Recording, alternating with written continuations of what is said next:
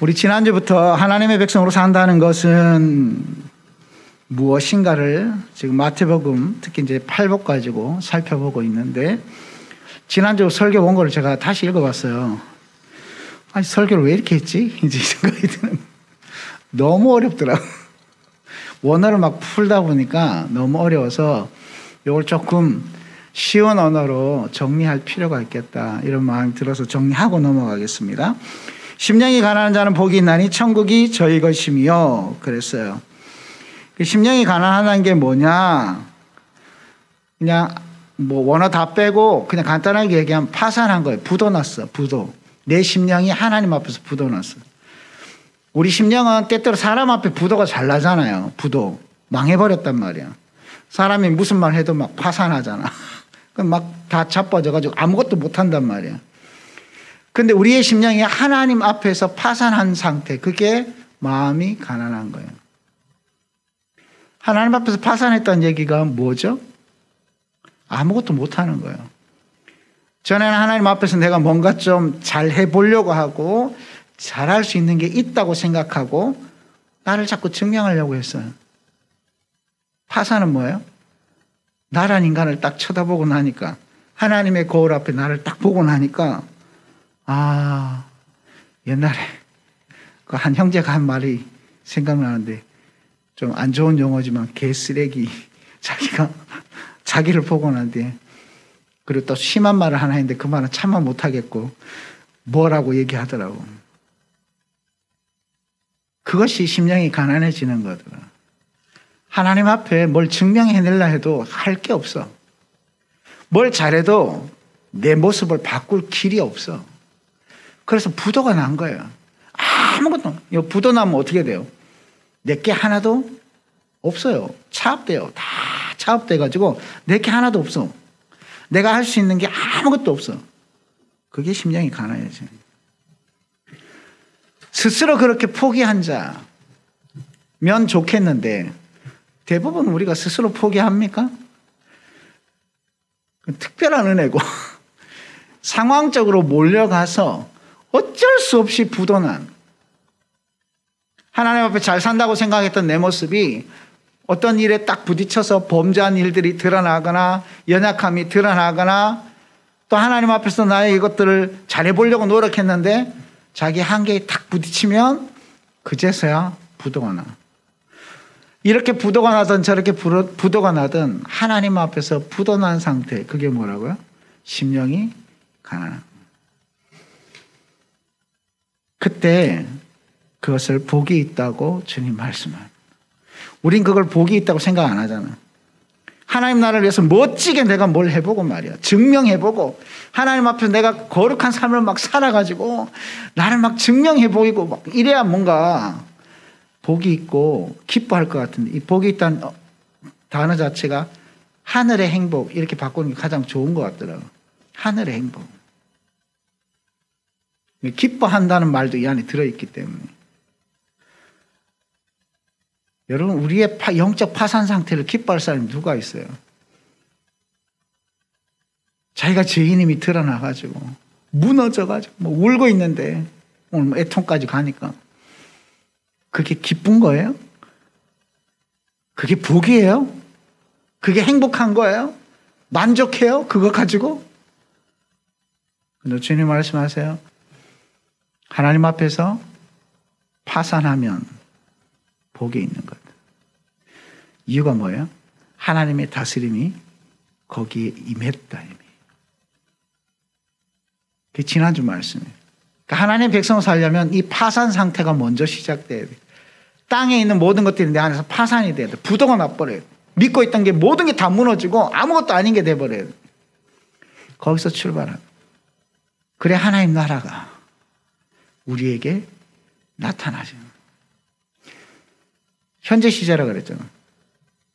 그렇게 부도가 나서 하나님만 바라보고 오로지 하나님의 은혜 없이는 살 수 없는 상태가 되면 하나님의 다스림이 거기 나타납니다.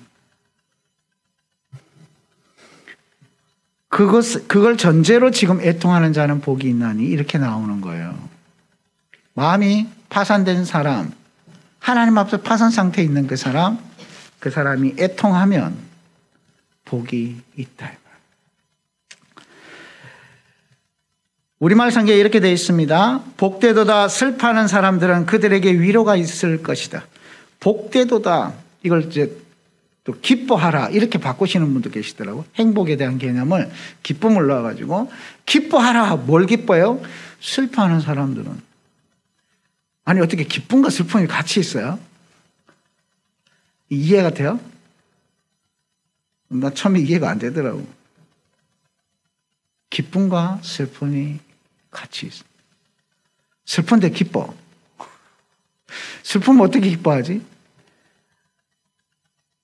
이 애통이라는 단어를 좀 이해해야 되는데요. 성경에 슬픔에 관련된 단어가 9가지 정도 된다고 합니다. 강도에 따라서 슬픔을 표현하는 단어가 다르대요.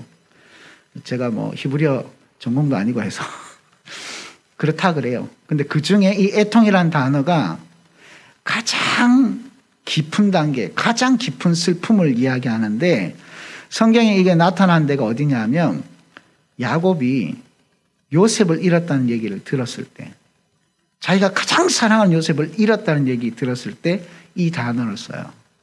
애통한. 가장 사랑하는 아들을 잃은 아비의 슬픔이 애통이에요. 가장 사랑하는 자녀를 잃은 아비의 슬픔. 거기 보면 지옥 밑바닥까지 내려가 있는 야곱의 상태를 설명하거든요. 스올로 내가 내려가겠다고.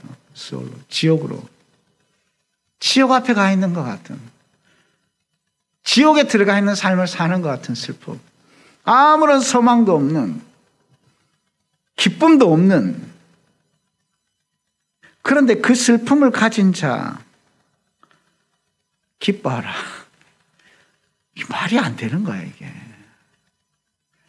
그 슬픔을 가진 자가 복이 있다고요? 제가 이걸 그냥 읽을 때 도대체 처음 이해가 안 돼요. 사실 팔복을요, 어릴 때부터 제가 설교 들어왔잖아. 그냥 얘기하려면 줄줄줄 얘기하겠지. 그런데 파면 팔수록 이해가 안 되는 거예요. 이해가 안 돼. 아들을 잃은 아비의 슬픔을 갖고 있는 이 사람이 어떻게 기뻐할 수 있고 그게 어떻게 행복이 됩니까? 그때 뒤에 보니까 그들에게 위로가 있기 때문에 행복한 거예요. 위로가 올 것이다. 이 우리말 성경 읽어갖고는, 우리 한글 성경 읽어갖고는 도대체 이거 못 받아들이겠어요, 이거를. 그래서 이걸 조금 깊이 다뤘는데 원어 설명할 건 아니고요. 내용을 정리하고 깨닫게 된 게 있어요. 여러분, 애통하는데요, 두 종류의 애통이 있어요. 하나는요, 상처로 인한 슬픔, 자기 상처로 인한 슬픔, 애통이 있어요. 우리가 지금 자꾸 생각하는 건 그거예요. 내 상처, 내가 가장 사랑하는 것을 잃어서, 내가 가지기 원했던 것을 가지지 못해서, 누군가가 내가 가장 사랑하는 나의 마음을 아프게 해서, 다 자기가 갖고 있는 뭔가를 잃어버려서 가지는 슬픔, 그 애통을 우리가 다 갖고 있어요. 그래서 하나님 앞에 나올 때 그것만 생각해요. 하나님, 나 이걸 잃었어요. 누가 나를 아프게 했어요. 나 너무 억울해요. 너무 억울해요. 한국 사람 양육하다 보면 억울한 얘기 많이 하거든. 너무 억울해요. 억울해요. 막 이 얘기를 아무도 자기 얘기를 안 들어주는. 그 애통함을 가지고 주님 앞에 나오죠. 그럼 하나님 어떻게 하세요? 내가 다 안다. 내가 네 마음 다 안다. 내가 다 보고 있다. 그 말씀 하나만 딱 들려줘도 그 억울한 게 사라져요. 하나님의 위로가 임해요. 이러면 우리 하나님이 정말 가까이 계신 것처럼 막 느껴진다고 전부 얘기해요. 여러분, 굉장한 일이죠. 이것도 안 되는 사람이 있으니까. 우리는 대부분 하나님께 애통을 가지고 나올 때 자기 상처에 근거한 애통을 갖고 나옵니다. 누가 나를 배신했어. 그럼 늘 지옥 밑바닥에 있는 것 같잖아. 지옥 밑바닥. 천국과 지옥이 맨날 왔다 갔다 하는. 물론 하나님 이 위로를 주시죠. 근데 문제가 하나 있더라고 보니까. 이런 위로를 받아도요, 하나님하고 진짜 친밀해지진 않아요. 그게 문제더라. 하나님 위로해 주세요. 내가 너무 아파요. 그럼 하나님, 아프냐? 그리고 따뜻하게 해주시죠. 그걸 경험했다고 해서 내가 하나님하고 진짜 친해지는 건 아니더라, 이 말이에요. 가까워지는 게 아니더라. 왜 이 얘기를 하냐면, 이 위로라는 단어가 가지고 있는 특성이 있어서 그래요. 이 위로라고 하는 것이, 헬라어 설명 안 하려고 그랬는데, 하여튼 이 내용이 가까이 곁으로 부르다 이 말이에요. 곁으로 부르다. 어원이 거기서 나온 거예요. 파라클레이토스 이렇게 다 그 연결되어 있는 건데, 여기서 성령님이라고 하는 파생 단어가 나왔단 말이에요. 곁으로 부르다, 가까이 부르다. 거리가 가까워지는 걸 얘기하는 거예요. 예수님이 말씀하시는 애통을 가지고 있으면 하나님하고 거리가 가까워질 거다. 그래서 복이 있다 이 얘기 하시는 거거든요. 그런데 우리가 가지는 생각대로 상처로 인한 슬픔을 가지고 하나님께 나아갈 때 하나님 위로하시는 수준이라면 우린 또 다른 상처를 받을 때 하나님 원망합니다. 그 위로만 기다리고 있다면 우린 하나님을 늘 가까이 계셨다 멀리 계셨다는 하나님으로 이해가 돼요. 그럼 도대체 여기서 말하는 애통이 뭘까? 주님이 말씀하셨던 애통이 뭔지, 그 애통을 가지고 있으면 하나님이 우리와 가까워져. 친밀함의 거리가 가까워진다고. 지금 오늘 이것 때문에 예수님이 복이 있다, 그것 때문에 기뻐해라, 그것 때문에 행복하다 이렇게 얘기하시잖아요. 여러분, 하나님과의 친밀감의 거리를 두게 만드는 게 뭡니까? 이사야 59장 2절에 오직 너희 죄악이 너희와 너희 하나님 사이를 갈라놓았고 너희 죄가 그의 얼굴을 가리어서 너희에게 듣지 않으시게 함이니라. 죄가. 그럼 예수님 말씀하신 건 거리라고 얘기해서 이 하나님과의 관계적인 측면에서 친밀함의 거리라고 얘기하신다면 우리가 가져야 될 애통은 뭐냐면 죄로 인한 애통이에요. 상처로 인한 슬픔이 아니고 죄로 인한 애통이 있어야 된다. 하나님의 생각과 뜻을 거부하고 나의 뜻대로 살아왔던 것을 슬퍼하는 그것, 저 그렇게 슬퍼해요 이렇게 얘기하는데 그 슬픔의 강도가 말이에요. 여러분, 그 슬픔의 강도가 어느 정도 돼요? 대부분 죄로 인해 가진 슬픔은 뭐냐면 벌 받을까 봐, 두려워서, 매 맞을까 봐, 이 슬픔이지 죄라는 것 자체에 대한 슬픔이 없다.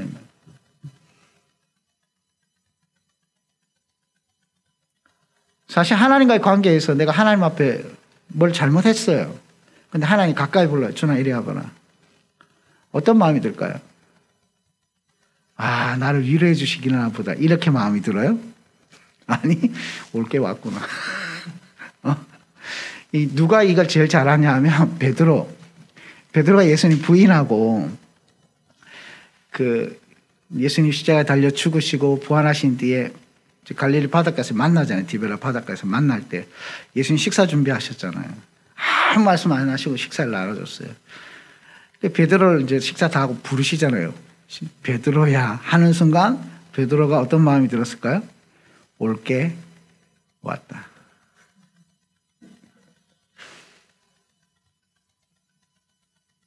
근데 오늘 예수님 뭐라고 말씀하시냐면 우리가 하나님 앞에 범죄해서 그것을 애통해하고 슬퍼하고 두려워하고 있을 때 그때 기뻐해라. 하나님과 너의 관계가 가까워질 때다. 우리가 범죄했을 때 하나님 우리를 벌하시고 우리를 멀리하실 거라고 생각합니다. 근데 주님 말씀하세요. 그건 하나님 나라 백성이 사는 방법이 아니야. 그건 율법이야. 하나님 나라 백성은 어떻게? 하나님이 내가 범죄한 사건을 통해 나를 가까이 하게 하시는, 하나님과 친밀하게 하시는 시간으로 쓰신다는 거야. 그럼 우리가 뭘 애통해 하느냐? 벌 받을 거 아니면. 여러분, 다윗이 이걸 잘 보여줘요. 다윗이 시편 51편에 보면 우리의 아내를 범하고, 범했다는 말도 좀 어폐가 있는데 우리 아내도 원했던 것 같은데, 권력적인 부분에 있어서. 우리아를 죽이잖아요. 그 다음에 바로 나단 선지자가 찾아오는 과정이 있는데 이 기간이 거의 한 1년 정도 돼요. 1년 정도. 아이를 임신해서 아이를 넣을 때니까 10개월 좀 넘는 거죠. 거의 한 1년으로 봐야 되고 앞뒤로 따지면. 그 기간 동안 하나님과의 관계 속에서 다윗이 애통함이 전혀 없었어요. 그게 죄라는 인식이 없었어요. 근데 나단 선지자가 와서 비유를 들면서 다윗이 자기 입으로 그 쳐 죽여야 된다고 얘기하니까 그게 당신이라고 이렇게 나단이 얘기하잖아. 그 순간 다윗이 충격을 받아요. 그리고 그 자리에서 애통을 바로 한 게 아니에요. 회개했어요. 내가 범죄했습니다. 바로 돌이켰어요. 그랬더니 나단 선지자가 놀라운 선언을 하는데 당신의 죄를 하나님 이미 사하셨습니다. 아니 내가 그 자리에서 듣고 뭐 애통하거나 울고 막 뭐 난리친 거 없는데 말하는 그 순간 그 자리에서 당신 죄 하나님이 사했습니다. 이렇게 얘기하거든요. 그리고 밤에 침상을 적시면서 울었어요. 좀 이상하잖아. 회개라고 우리가 만약에 용서받으려고 회개한 거면 용서됐어. 아멘. 그 자리에서 탁 털고 끝나야 되는데 왜 밤에 울면서 침상 다 적셔가면서 그 난리를 쳤을까? 이미 용서받았는데 왜 애통해 했을까? 뭘 애통해 한 거냐 이 말이에요. 그때 나단 선지자가 뭐라고 얘기하냐면 이 일로 여호와의 원수가 크게 비방할 거리를 얻었다. 그래서 당신 아이 죽을 거다. 원수, 여호와의 원수가 비방할 거리를 줬다. 우리가 애통해야 되는 건 거기에 있다 이 말. 하나님에게 용서해달라고 비는 게 아니에요. 하나님 마음을 아프게 하고 그 일로 하나님을 힘들게 했고 그 죄를 보고 있는 하나님의 마음을 전혀 못 느꼈다.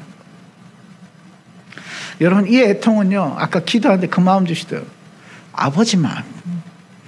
죄를 짓고 있는 나를 바라보시면서 아버지를 거부하고 마치 떠나간 탕자를 보시는 것처럼 내 사랑하는 아들이 죄로 인해서 나를 떠나가고 그 아이를 잃고 있는 그 아버지의 애통한 마음, 죄를 짓고 있는 나를 보시면서 가지는 아버지의 마음, 그 애통이 이 애통인 거예요.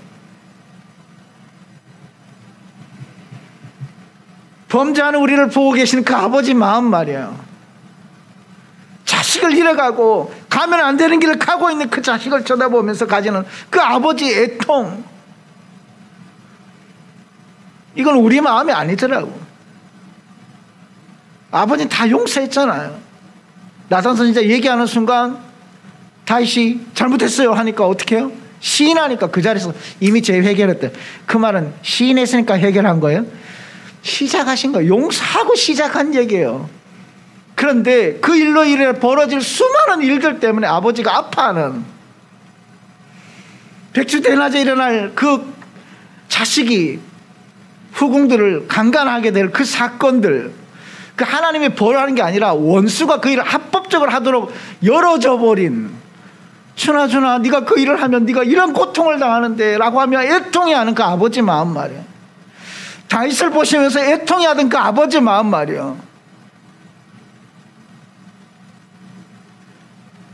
그게 느껴졌으니까 밤에 침상을 적신 거예요.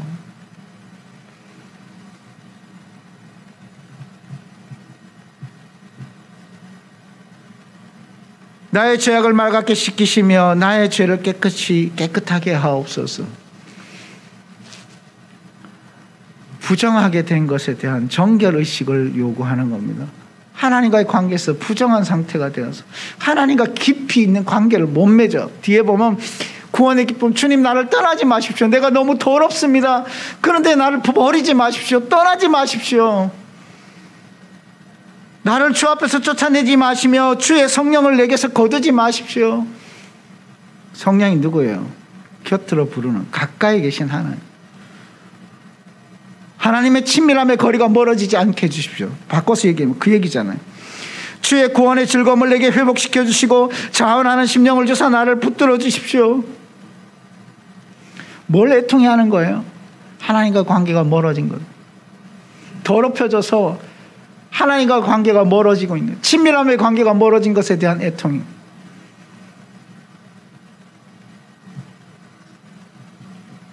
오늘 우리에게 이 애통이 없어요. 돌아보니까 그렇더라. 문제가 뭐냐? 이 애통 없이 친밀함의 관계만 자꾸 요구하는 거야. 하나님 앞에. 하나님 친밀해졌으면 좋겠어. 친밀해지면 무엇을? 내 상처로 인한 슬픔의 위로. 거기에 머물러 서버린 거예요. 아버지 마음까지 가지를 않아. 아버지 마음 구하는데 여러분 그냥 피상적으로 구하지 마세요. 내가 한번 기도하다 생각난 게 있어. 조금 전에도 동일하게 생각이 나는데. 아버지 마음을 알게 해주세요. 아버지 마음을. 무엇에 관한 아버지 마음 말이에요. 무엇에 관한 아버지 마음. 범죄하고 있는 자식을 보는 아버지의 마음. 교회를 향한 아버지의 마음. 지금 말하고 있는 이 사람을 보고 있는 아버지의 마음. 구체적으로 구해야죠. 죄를 짓고 있는 아들을 향한 아버지의 마음. 그 마음이 애통이에요. 애통.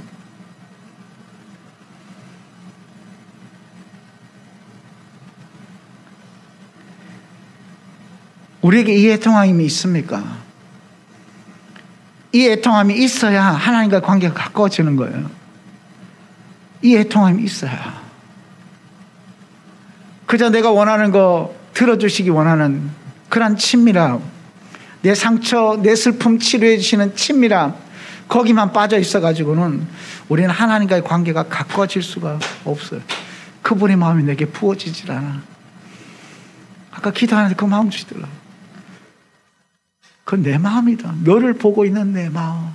너 내 마음 아니? 너 내 마음 아냐고. 우린 범죄가 하는데 어떤 현상이 있어요? 매 맞을까봐 두려워서 막 막 기도하죠. 뭐라고? 내 안 맞을라 하는 용서해주세요. 막. 아까 낮에 설교를 들어본 것은 누구지?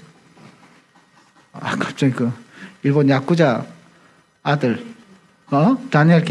다니엘 킴이 그 얘기 하더라. 하나님 잘못했어. 제가 범죄해가지고 막 경찰들이 밀려오고. 야쿠자 그쪽 계셔라는 주로 그런 거 보셨나 봐요.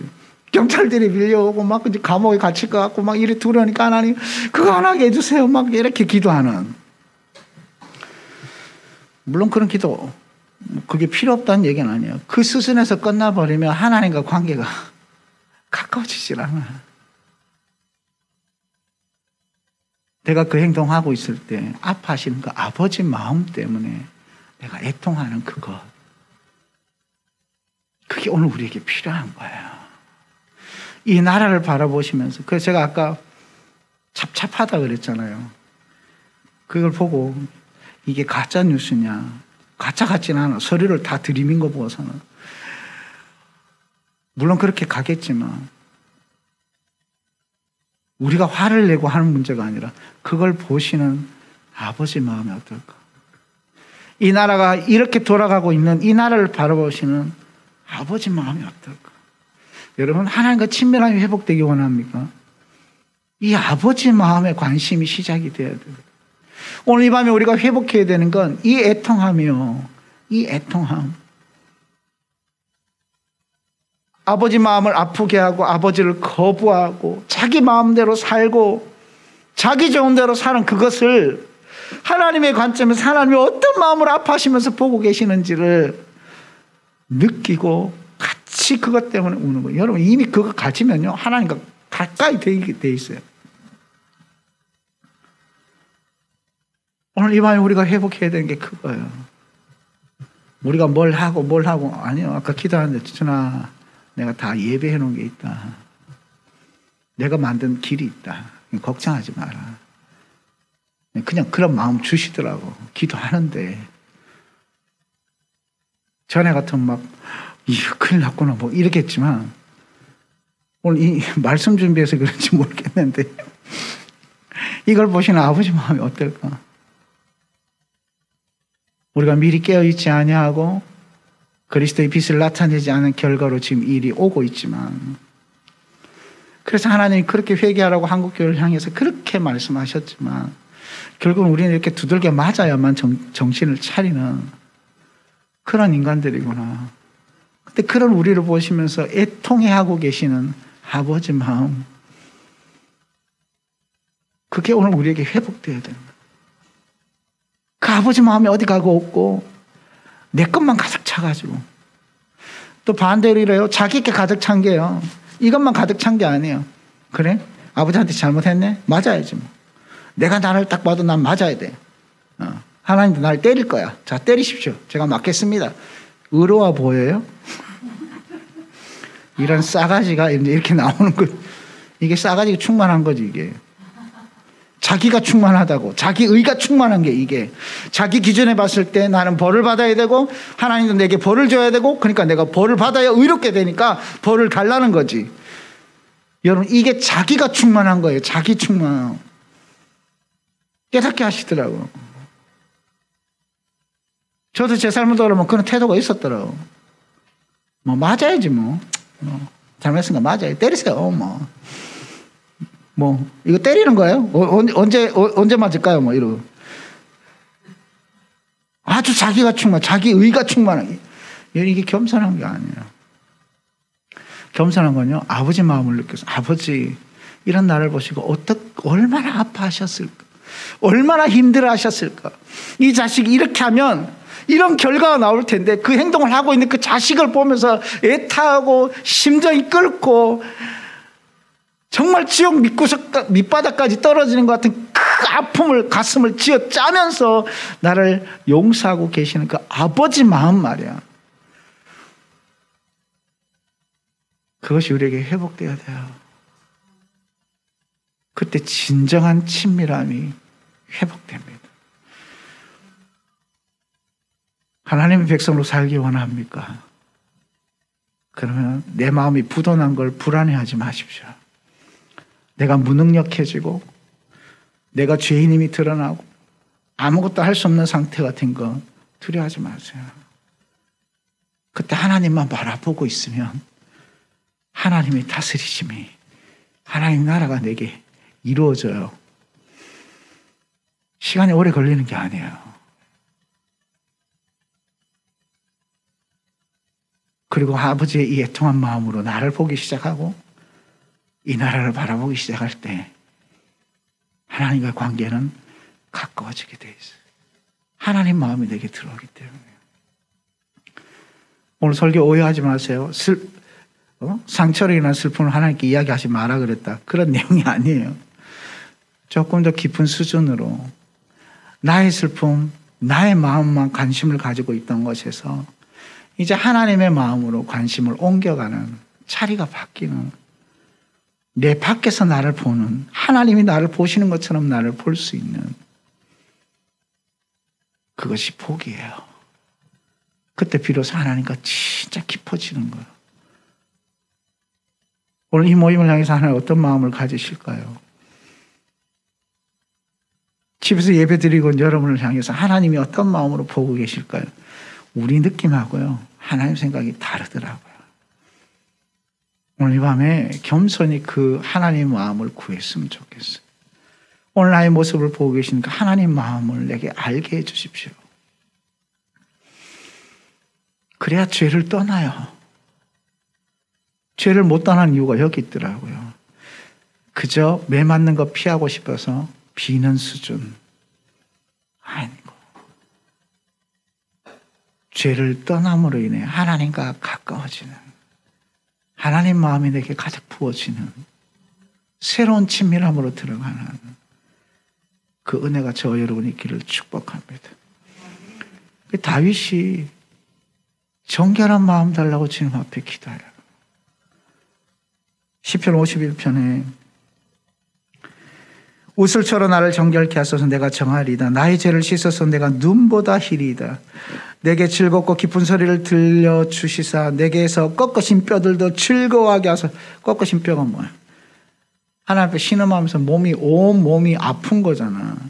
그 모든 것들이 회복되게 하는데 죄악을 지워주고 얘기하면서 10절에 하나님이여 내 속에 정한 마음을 창조하시고 내 안에 정직한 영을 새롭게 하옵소서.